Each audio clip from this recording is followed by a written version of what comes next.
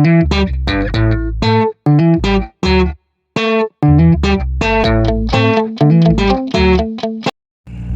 how's it going out there today, everybody? Hope everybody's having a great day. Let's talk some trucker news. Hashtag trucker news, as I like to say. We're going to go over some stories. Let's talk about it. We're going to talk about diesel prices, current diesel prices. We're going to talk about Department of Transportation declares regional emergency following a BP refinery fire in Indiana. We're going to talk about that. Georgia Department of Highway, Georgia DPS calls out trucker for messy cab as extremely dangerous. You guys see these pictures. It's pretty bad. There was a $15,000 fine and license suspensions for trucker who loses wheel and kills trooper. Ouch. It's a bad day for everybody there. Wisconsin troopers put the brakes on an unusual vehicle combination. You got to see it to believe it. That's for sure. California Highway Patrol is to host a driver appreciation lunch at a way station. So, they're going to put you on the scale after you eat, I'm sure. So stick around for that one. One lane of eastbound I-10 now reopened after flash flood washout. Again, more pictures, just kind of hard to believe. They're so crazy. More pictures coming on this one too. Notorious Kansas City Bridge gets a meal of an 18-wheeler. Oh my goodness. Equipment prices can't come down because we're too busy crashing up all this equipment out here. Whew, pretty messy. And then the opinion piece of the day. Thieves leave underwear behind after luring trucker out of casino and entering his cab. Ooh, somebody got some explaining to do. Hit the intro.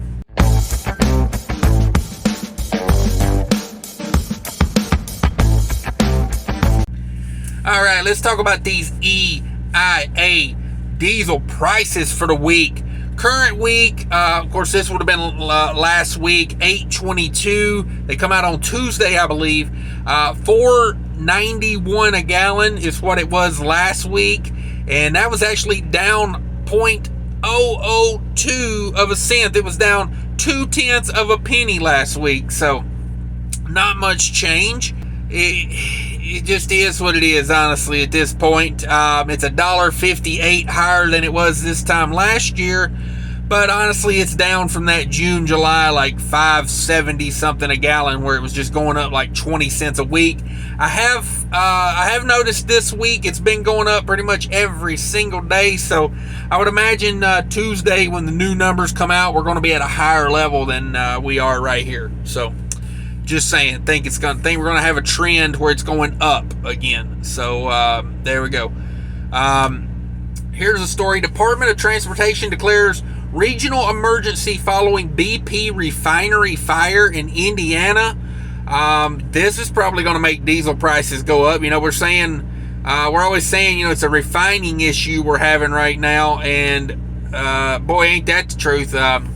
Department of Transportation Agency declared a regional emergency for 4 Midwestern states on Saturday after a fire at an oil refinery in Indiana forced the facility to shut down. The Federal Motor Carrier Safety Administration made the declaration to address the need for immediate transportation of gasoline, diesel, and jet fuel for Illinois, Indiana, Michigan, and Wisconsin. So if you're running those states, may want to fill your tanks up before you get down real low, because they may be having some shortages in the near future there. Just saying. I like to fill my tanks up every day, no matter what. Just, I've had problems in the past. You run into, truck stop, got limits on fuel, or if it's cold out, or, you don't make it to where you think you're going to make it in a day. It's just, for me, it's a fuel every day just for peace of mind. This declaration allows the states to be exempt from certain federal regulations to manage the emergency. It will permit motor carriers to drive, providing direct related assistance to the impacted states, not to abide by regulations setting a maximum driving time. The declaration states that drivers are required to take a 10-hour break when moving from emergency release efforts to normal operation if the total amount of time they engage in emergency relief efforts exceeds 14 hours. This regulation also applies if the total amount of time combined for the emergency relief and normal operations exceeds 14 hours. A little bit more about the refinery itself. Reuters reported on Wednesday that BP shut down some of its units at its Whiting, Indiana refinery due to an electrical fire. The fire was extinguished, and the company said it was deciding when the affected units would restart, so they didn't know at the time of this. There were no injuries. The refinery handles more than 430,000 barrels of oil per day.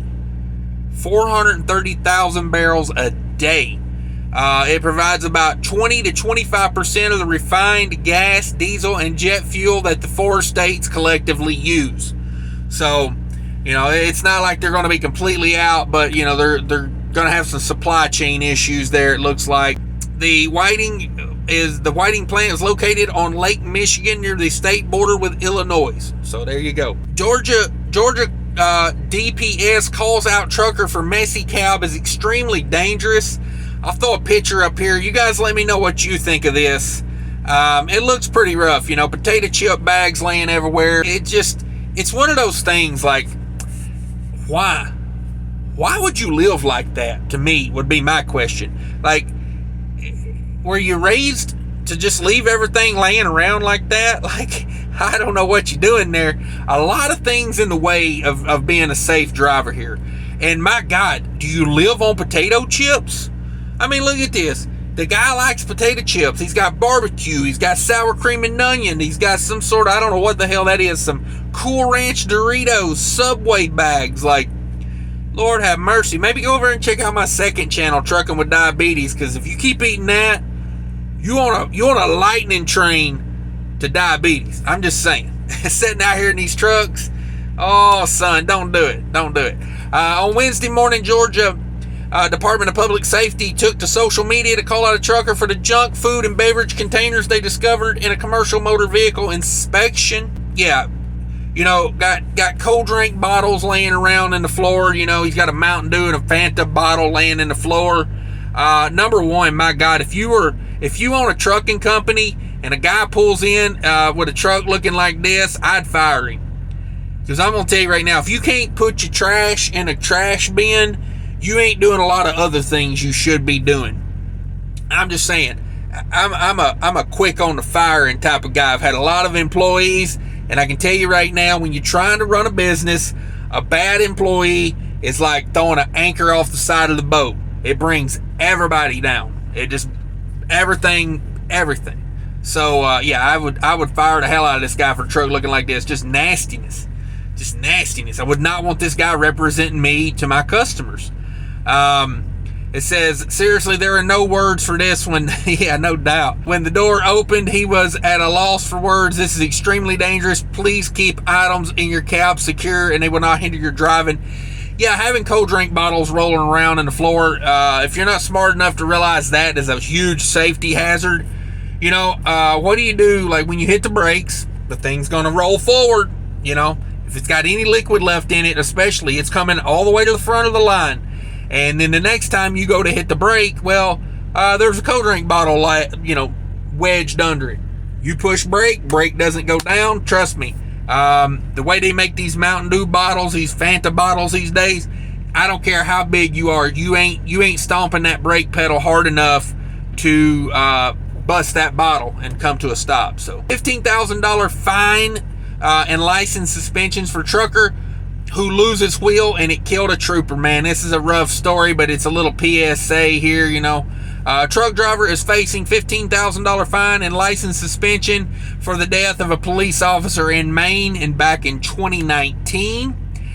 Truck driver Scott Willett has been ordered to pay $15,000 fine and will have his license suspended for 6 months, a judge said on Friday.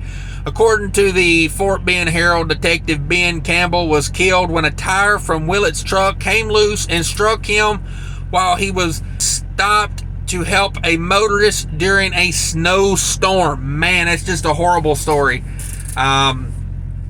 Horrible story, maybe there was something he could have done to prevent it, but at the end of the day, man, it's just bad. Just a PSA, check them lug nuts. I know Walmart is really big on this. Like, if you see Walmart drivers doing pre-trips, like, Walmart requires their drivers to, like, try to turn the lug nuts. Like, I mean, maybe, you know, there's something to that. Let's talk about this story here. Wisconsin trooper puts the brakes on unusual vehicle combination. I put a picture up here for you to see. I don't know who thought this was a good idea. You know, for me, anytime I think about towing something, I think about stopping it. You know, and that's from growing up farming. You know, you get on equipment that's been setting for 6 to 8 months. What's the first thing you do?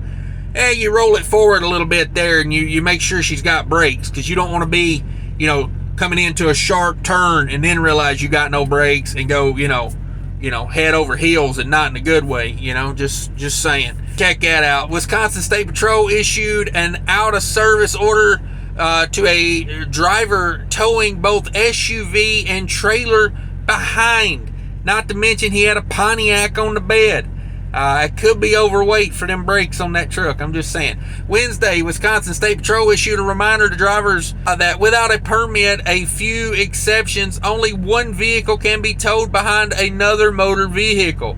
The reminder was issued after troopers spotted a pickup traveling on a Wisconsin interstate. Yeah, check that out. That is just craziness. So what they're saying is, if you're towing something, you know, you can't be towing something with you towing something in a situation like that, you know. Here's a fun story. California Highway Patrol to host truck driver appreciation lunch at a weigh station. Leave it down in the comments. Would you go to the weigh station to have lunch with the California Highway Patrol? I mean, Punch and John will be there. I'm just saying. The California Highway Patrol will be hosting a free lunch for truck drivers as a show of appreciation during National Truck Driver Appreciation Week.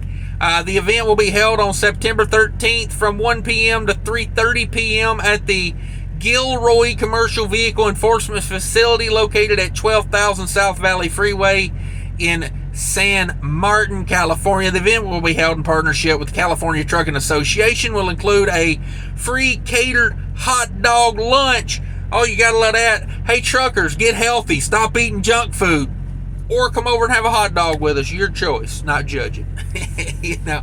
Oh, man. So, you know, come over and get a wiener. Get a wiener from your favorite highway patrolman. Just saying. Get on it. Get on the wieners over there. One eastbound I-10 lane reopened after flash flooding washout. Come on with it. Pretty crazy picture you got here. I'll put a picture up here. The Jersey barriers are holding up well. The road, not so much. Oh, it looks bad. It looks real bad. I'm glad I wasn't going through there at the time. One eastbound lane at Interstate 10 near California-Arizona border has been reopened after a portion of the roadway was washed out by flash flooding. Yeah, check that picture out. Floodwater closed both of the eastbound and westbound sides of I-10 at mile marker 121 on Wednesday night, but the westbound side was reopened by 11:30 p.m. 7 overturned semi-trucks were reported on Wednesday night as a result of the flash flooding, with one injury. The condition of the injured person is not clear, reported to LA Times. One eastbound lane has been reopened as of Thursday morning, August 25th. Commuters are still warned to expect delays. Yeah, that's a busy area through there. The notorious Kansas City Bridge gets a meal on 18 wheels. Come on with it. Check this picture out. Oh, there's your reefer trailer right there, boys. There's your new reefer trailer. Taking them out the game. Truck driver ran afoul of a truck eating bridge in Kansas City, Missouri on Friday morning. I mean, look at this picture. Notice anything about this that would make you stop if you were trucking through here? Maybe a giant yellow sign that says 12 foot 0 inches. Now you know why JB Hunt puts those stickers on the windshield. This truck is 13 foot 6 because, you know, somebody probably hit a bridge and said, well, I didn't know how tall the truck was, even though the trailer probably has it on the front corner in reverse. So when you look in the mirror, it says 13.6. JB Hunt had to go a little farther, put this there. You know, shouldn't be like that, but it is. On Friday morning, Kansas City Police Department shared photos of a semi-truck whose driver attempted to squeeze under the 12-foot Independence Avenue Bridge. Oh, I love it when they try to squeeze under it. I think more drivers should try to squeeze under it. The Independence Avenue Bridge loves Meals on Wheels, said the Kansas City Police Department. Come on with it. White Volvo, and she mushy. She been mushy. No injuries were reported. The bridge is owned by the Kansas City Terminal Railway and was built more than 100 years ago. The company says that the bridge averages 2 strikes per month. The Independence Avenue Bridge has gained so much local notoriety that it even has its own Facebook page. Come on. Oh my goodness, you don't want to be on that Facebook page, let me tell you. How are those warning signs on the top of the existing warnings that are already exist? Intentional redundancy, this guy says. Coming along. Yeah, they're going to put more signs on top of the already signs. Like, why? You don't need more signs. Like, people need to learn. Like, honestly, I think it's good. It's a learning experience. And my competition wants to go hit that bridge. By God, I say, let them hit it. Let them hit it 2 at a time. Go through there 2 wide. You know what I mean? Let's clear this market out a little bit. I ain't wishing bad luck on nobody, but that ain't bad luck when you go under a 12-foot even bridge and you think, 13.6, 12-foot, maybe. Like, how about no? How about a no? But hey, how about a yeah? I'm just saying. Don't hurt my feelings none. Here's the opinion piece of the day. Woo woo! Let's get after it. Thieves leave underwear behind after luring trucker out of a casino. Woo wee! Let's get into this one. Somebody got some explaining to do. Here's a picture of the old gal that got the guy. Here's a picture of the old gal. He was probably thinking, woo woo, what have I stumbled into today? A couple has been arrested for allegedly robbing a truck driver after luring him out of an Oklahoma casino, police say. The robbery happened over a weekend near Miami, Oklahoma, said Drug Task Force Director Mike Eason on Sunday, August 21st. According to 4 States homepage news, the truck driver told Denton Ward, a Drug and Violent Crimes Task Force and Bureau of Indian Affairs agent, that a woman approached him inside of the Buffalo Run Casino and asked for a lighter. Ooh, that's how it starts. For reasons that are not clear, the driver then walked to the woman to his semi-truck. Let me clear that up for you. Woo, woo. Come on now. You don't know why? You don't know why? Oh, yeah. He was lonely and he needed some company. That's why. And he let her inside of his cab where she requested a $20 bill. Shit. You know what I'm saying? Like, what did it say? Cheap ain't good and good ain't cheap. Something like that, maybe. Then the driver then handed her a $20 bill and the woman left. Okay, and then he went to sleep. Right. There was no missing steps in there. That's the full story. We're going to leave it at that. Moving on.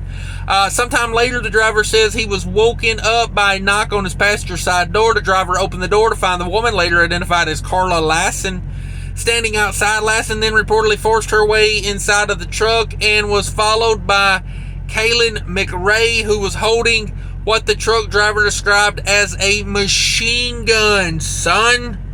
A machine gun, son. McRae stood at the door while Lassen collected the victim's belongings, and the two then fled the scene. After the incident, the trucker says he discovered an unfamiliar cell phone and a pair of women's underwear inside of his truck and cab. Right. Oh, son. Yeah, that's what I would tell the police if I was in your situation too, bro. He found all that, then he contacted the police. Lassen and McRae were caught on surveillance video getting out of a car and approaching the semi-truck, giving police enough evidence to search for the vehicle. Several hours later, officers located the vehicle driven by the owner, who was uninvolved in the robbery. The driver was not arrested, but authorities seized a semi-automatic AR style rifle, some methamphetamine, and a cell phone with a missing SIM card from the trunk of the car. Whoop, whoop. Where do you keep your machine guns and meth? In the trunk of the car. The follow-up investigation led officers to the Grove area, and with assistance of the Grove Police Department, Delaware County Sheriff's Office, and the Oklahoma Highway Patrol, the suspects were taken into custody without incident at the Grove's Best Western Motel. Got them down at the Best Western, the BW, come on.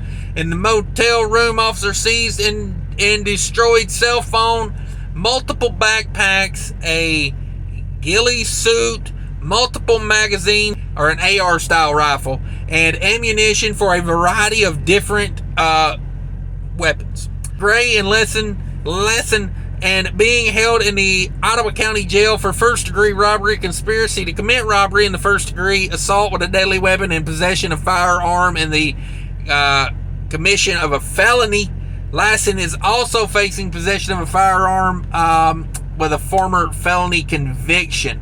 Both Lassen and McRae have a history of crime. Lassen served 5 months in the Kansas Department of Corrections for burglary convictions back in 2019 and has faced legal trouble in California for child cruelty and drug violations. McRae has previously served 22 months in the Kansas City Department of Corrections for burglary, evading a roadblock,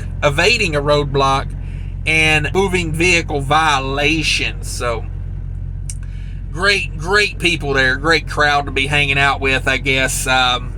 Just saying. But I'm out of here, guys. Thanks, everybody, for watching Trucker News. If you could, smash that like button for me. If you're not a subscriber, hit the subscribe button. Come join me for a live show. Check out everything down there in that description. I prefer, check out the Mudflap. If you don't know what Mudflap is, check out my second channel. All that fun stuff is down there in the description. Thanks very much for watching. Have a great day. And until next time, take care of each other. And remember, people are more important than trucking.